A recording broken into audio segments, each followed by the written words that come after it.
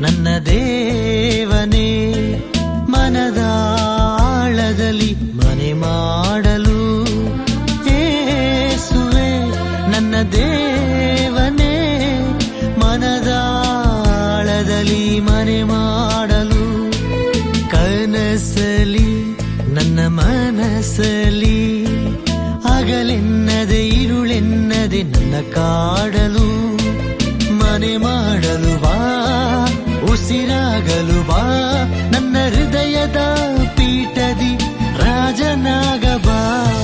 ಸನಿಹ ಬಯಸಿದೆ ನನ್ನ ಪ್ರಭುವೇ.